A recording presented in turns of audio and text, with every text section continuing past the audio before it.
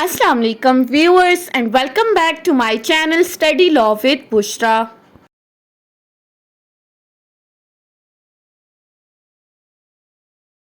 So we were discussing Contract Act 1872. We have discussed up till section 56. In this video we are going to discuss section 57 and 58 of Contract Act 1872. But before starting the discussion, I request you all to please subscribe to my channel and don't forget to press the bell icon for latest updates. Do share this video with your friends and don't forget to comment your feedback. So let's move towards the discussion. Starting with section 57. Section 57 basically deals with reciprocal promise to do the things legal and also other things illegal.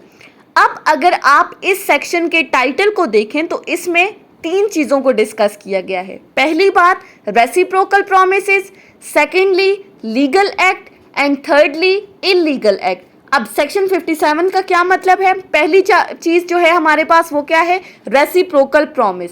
Reciprocal promises क्या है? Promises which form the part of consideration और full consideration for each other is called reciprocal promise. यानी कि simply reciprocal promise is the promise on promise. एक promise के बदले दूसरा promise करना. फॉर एग्जाम्पल हमारे पास दो पार्टीज हैं ए और बी. अब ए और बी आपस में किस तरह से रेसिप्रोकल प्रोमिसेस करती हैं? ए बी को कहता है that I will deliver my car to you. A ने बी को प्रॉमिस किया कार डिलीवर करने का. बी इन रिटर्न कहता है that I will give money for car in return of this promise. B A को कहता है कि इस प्रॉमिस के बदले मैं तुम्हें कार के पैसे दूंगा. तो दोनों पार्टीज ने आपस में प्रॉमिस किया. अब सेक्शन 57 कहता है कि रेसिप्रोकल प्रोमिसेस जहां पर एक पार्ट ऑफ द प्रॉमिस जो है वो लीगल है और second part of the promise illegal है, तो ऐसे कॉन्ट्रैक्ट की इन्फोर्सेबिलिटी होगी या नहीं, ये हमारी इस सेक्शन का टॉपिक है. Section 57 states that where the persons reciprocally promise firstly to do certain things which are legal and secondly under specified circumstances to do certain other things which are illegal, the first set of promise is a contract but second is a valid agreement. Section 57 कहता है कि जहां पर parties reciprocal promises कर रही हैं, जिसमें पहली चीज पहला प्रॉमिस क्या है कि कुछ लीगल एक्ट परफॉर्म करने का, जबकि सेकेंड प्रॉमिस क्या कहता है? कोई ऐसा एक्ट परफॉर्म करने का जो इलीगल है, नॉट अलाउड बाय लॉ है. सो जो first part of the promise है जो लीगल है वो हमारा कॉन्ट्रैक्ट होगा और जो second part of the promise है जो इलीगल है, जो प्रोहिबिटेड है, that will be considered a void agreement. अब हमने यहाँ पर कॉन्ट्रैक्ट और एग्रीमेंट की बात क्यों की है? क्योंकि जहाँ पर हमारा प्रोमिसेस का सब्जेक्ट मैटर जो है वो इलीगल है, वो अनलॉफुल है, वो not allowed by the law है, तो उसको हम कहेंगे कि वो एग्रीमेंट है, वॉइड एग्रीमेंट है. इनिशियली वॉइड एब इनिशियो है, वो कॉन्ट्रैक्ट में चेंज हो ही नहीं रहा. जबकि जहां पर लीगल सब्जेक्ट मैटर है तो वो क्या बनेगा? वो हमारा कॉन्ट्रैक्ट बनेगा. अब एक पार्ट लीगल है, दूसरा पार्ट इलीगल है, एक कॉन्ट्रैक्ट होगा, दूसरा वॉइड एग्रीमेंट होगा. ये कैसे? एग्जाम्पल से समझते हैं. फॉर एग्जाम्पल ए और बी दो पार्टीज हैं. ए और बी एग्री होते हैं इस बात पर कि ए बी को कहता है कि मैं तुम्हें अपना हाउस बेचूंगा. I will sell my house to you for ₹50,000. A ने बी के साथ एग्रीमेंट कर लिया, प्रॉमिस कर लिया. पहला पार्ट ऑफ प्रॉमिस क्या है? लीगल है. Selling of the house is legal, वो उसे अपना घर बेच रहा है.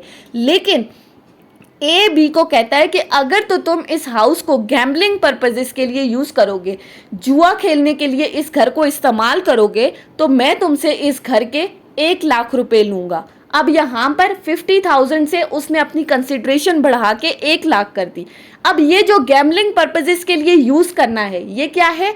सब्जेक्ट मैटर अनलॉफुल है, ये इलीगल है, ये अलाउड बाय द लॉ नहीं है. लॉ इस चीज को अलाउ नहीं कर रहा कि आप कोई ऐसा एक्ट परफॉर्म करो जिसका लॉ ने करने से मना किया है. आपको प्रोहिबिटेड एक्ट है कि आप गैम्बलिंग नहीं कर सकते.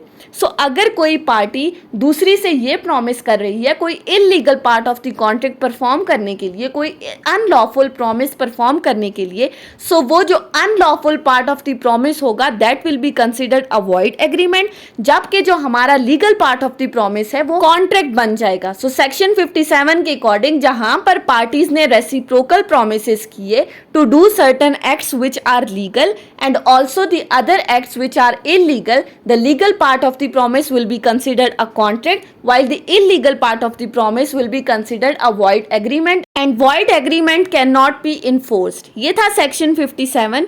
उसके बाद आ जाते हैं सेक्शन 58 के ऊपर।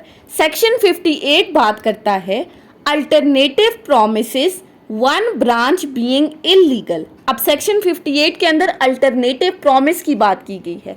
अल्टरनेटिव प्रॉमिस मीन्स सब्सटीट्यूटिव प्रॉमिस, एक चीज को सब्सटीट्यूट कर देना। अब अगर जहां पर आप सब्सटीट्यूटिव प्रोमिसेस कर रहे हो, जहां पर एक ब्रांच इलीगल है, तो क्या कॉन्ट्रैक्ट बनेगा, क्या उसको इन्फोर्स करेंगे या वो वॉइड होगा। सेक्शन 58 कहता है in case of an alternative promise one branch of which is legal and the other illegal, the legal branch alone can be enforced.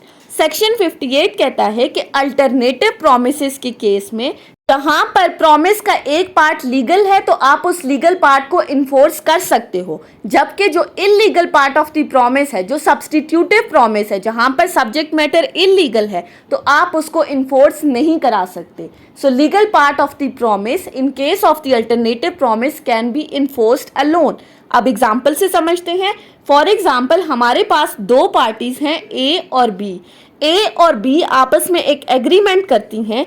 A B को कहता है that I will pay you ₹1000, जिस 1000 rupees के बदले तुम मुझे rice की delivery करोगे, गुड्स डिलीवर करोगे। अब गुड्स क्या है कि उसने मुझे राइस डिलीवर करने हैं, लेकिन ए बी को साथ में ये भी कहता है, एक सब्सटीट्यूटिव प्रॉमिस कर रहा है कि अगर तुम मुझे राइस डिलीवर नहीं कर सकते तो तुम मुझे एक नारकोटिक ड्रग ओपियम डिलीवर करोगे। अब यहाँ पर अल्टरनेटिव प्रॉमिस हो गया, या तो मुझे चावल डिलीवर करोगे या मुझे नारकोटिक ड्रग डिलीवर करोगे। अब एक ब्रांच लीगल है, डिलीवरी ऑफ द राइस, जबकि दूसरी ब्रांच इलीगल है, जो सब्सटीट्यूटिव प्रॉमिस है, तो वो क्या होगा, उसको आप इन्फोर्स नहीं कर सकते। Delivery of the rice subject matter valid है, लॉफुल है, लॉ अलाउ कर रहा है, वो डिलीवरी वैलिड होगी, उस पार्ट ऑफ द कॉन्ट्रैक्ट को आप इन्फोर्स करा सकते हो। जबकि जो डिलीवरी ऑफ द ओपियम है, नारकोटिक ड्रग है, वो क्या है, वो इलीगल है, अनलॉफुल है, लॉ इस चीज को अलाउ नहीं कर रहा। तो सेक्शन 58 कहता है कि जहां पर पार्टीज एक सब्सटीट्यूटिव प्रॉमिस करती हैं तो जो legal part of the promise है उसको आप अलोन इन्फोर्स करा सकते हो, जबकि अनलॉफुल पार्ट की इन्फोर्समेंट नहीं होगी। So that was all about section 57 and section 58 of the contract act. I hope कि आपको ये लेक्चर समझ में आया होगा। अगर आपने इस वीडियो को अटेंटिवली सुना है तो अगर आपको ये वीडियो अच्छी लगी है तो इस वीडियो को लाइक करें, कमेंट करें और चैनल को ज़रूर सब्सक्राइब करें। Thank you so much for watching this video. Till then, अल्लाह हाफिज़।